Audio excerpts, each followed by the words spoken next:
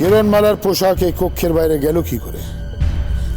আপনি আদেশ করেছিলেন মহান কায়াকাল, কিরণমালাকে যাতে আপনার কায়ার ছায়ার জন্য প্রস্তুত করে তুলি। তাই তার পূর্ব পরিচয় ভুলিয়ে দেওয়ার জন্য ওর পোশাক বদলে দিয়েছিলাম। এমনকি এই পোশাক যাতে ওর নজরে না আসে তাই তা দূরে পাঠিয়ে দিয়েছিলাম, দাসী পাঠিয়েছিলাম। আমার এই সিদ্ধান্তে যদি কোনো ভুল হয়ে থাকে আপনি আমাকে ক্ষমা করবেন।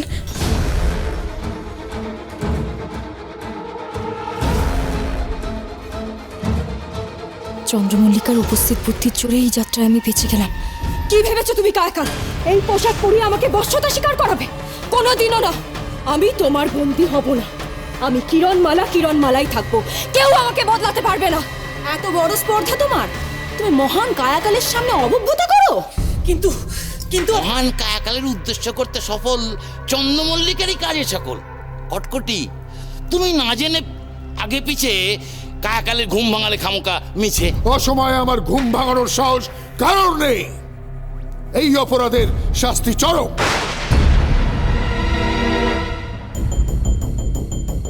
তুমি সকলকে নিয়ে যখন আমার সামনে প্রস্তুত হয়েছিলে আমার মনে হয়েছিল সত্যি কোনো বড় অঘটন ঘটেছে, কিন্তু তুমি যেরকম একটা মূর্খামো করবে সেটা আমি ভাবতে পারিনি। এর শাস্তি তোমাকে পেতেই হবে কটকটি।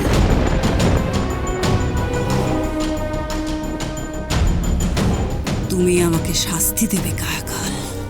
দিক, কটকটিকে বন্দি করে রাখুক কায়াকাল। কুমারকে উদ্ধার করায় আমার আর কোনো বাধা থাকবে না। না, তোমাকে না, তোমার দলকে আমি দুর্বল করে দেব। তোমার মা আর মেয়েকে আমি কায়া মানুষ বানাবো। ও কটিমা, মরে যায়। এ কি বলে না? আমাদের বাঁচা। মা! কোনো দরকার নেই আমার কটকটির মা আর মেয়েকে বাঁচাতে গিয়ে কায়াকালের কোপে পড়ার। কায়াকাল, গুরু ভাই, আমার যে বড় ভুল হয়ে গেছে। এমন ভুল আর কখনো হবে না। তুমি আমার মা আর আমার মেয়েকে শাস্তি দিও না কায়াকাল। এবার বুঝতে পেরেছো কটকটি? নিজের স্বজনদের ক্ষতি হলে কতটা যন্ত্রণা হয়, কতটা অসহায় লাগে।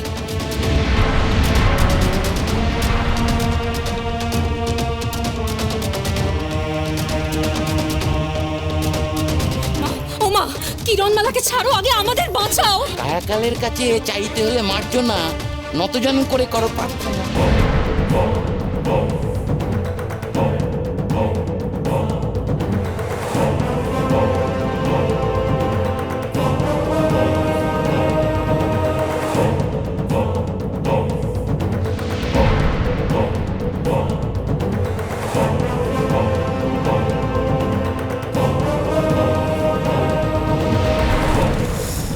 কায়াকাল, গুরু ভাই আমার, আমি নতজানু হয়ে তোমার কাছে ক্ষমা চাইছি।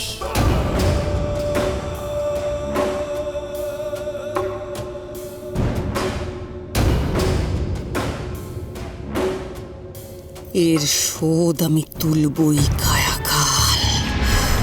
তুই নিজেও জানিস না আমার পরিকল্পনা তোর কি পরিণতি ডেকে আনবে। এই শেষবারের মতন আমি তোমায় ক্ষমা করছি কটকটি। তাহলে এই ভুল যদি আবার হয় তোমার এই পুরো দলকে আমি কায়া মানুষ বানিয়ে রাখবো। আর সঙ্গ শক্তিহীন হয়ে তুমি এই কেল্লায় ঘুরে বেড়াবে। কথাটা মনে রেখো কটকটি।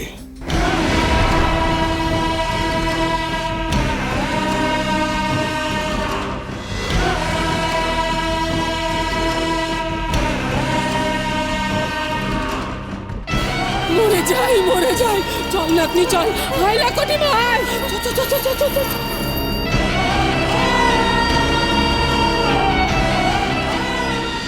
যতই চালাকি করিস তুই, সবাইকে বোকা বানাতে পারিস তুই, কিন্তু রাক্ষসী রানী কটকটির চোখকে ফাঁকি দিতে পারবি না তুই। আমি জানি তুই কক্ষের বাইরে বেরিয়েছিলিস, আর এই কথাটা আমি প্রমাণ করে ছাড়বো।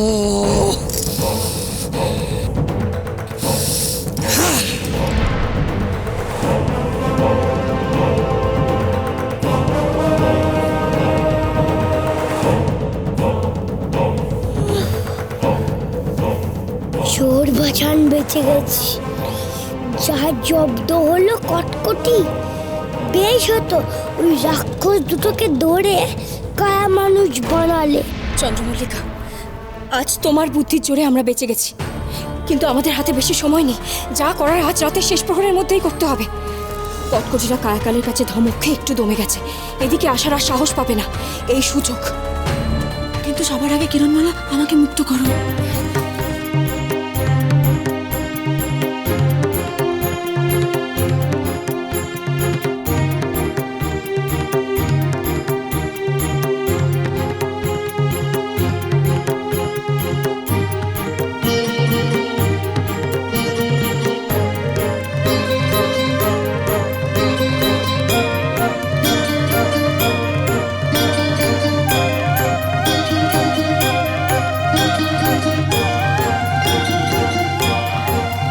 এতকাল পরে আমরা মুক্তি পেলাম কিরণমালা, তোমার জন্য, শুধু তোমার জন্য। চলো, তোমাকে শিশুদের কক্ষে নিয়ে যাব।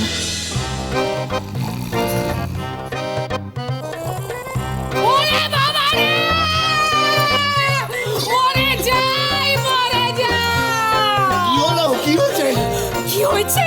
আর একটু হলে ওই কায়াকাল আমাকে আর দিদিমাকে কায়া মানুষ বানিয়ে দিচ্ছিল।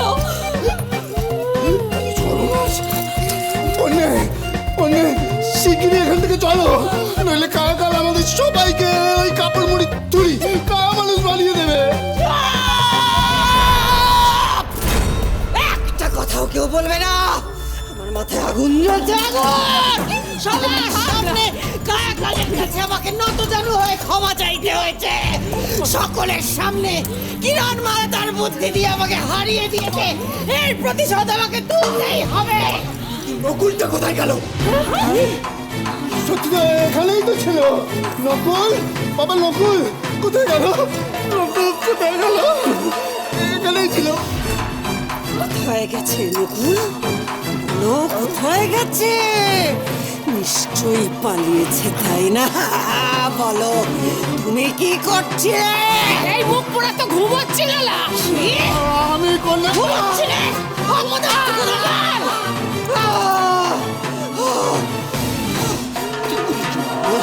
তোর জন্য আজকে নকুলটা পালিয়ে গেল।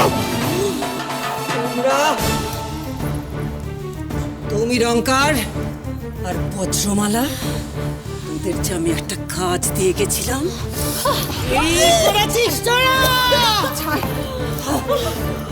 আমি তো বলেছিলাম কায়াকালের সেই কক্ষের সন্ধান করতে যেখানে ওর শক্তির উৎস রয়েছে। পেয়েছো তোমরা? সেই কক্ষের সন্ধান পেয়েছো? পাওনি? আর কিরণমালা সে সবই পেরেছে, সব করছে সে।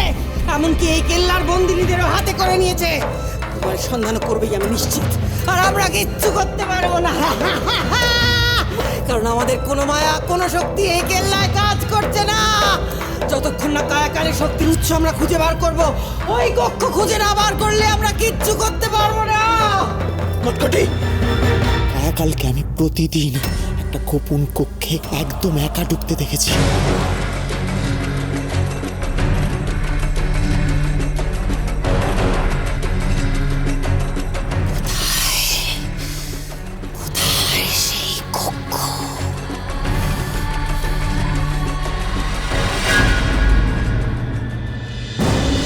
কি হলো? থেমে গেলে কেন? এসো চন্দ্রমল্লিকা।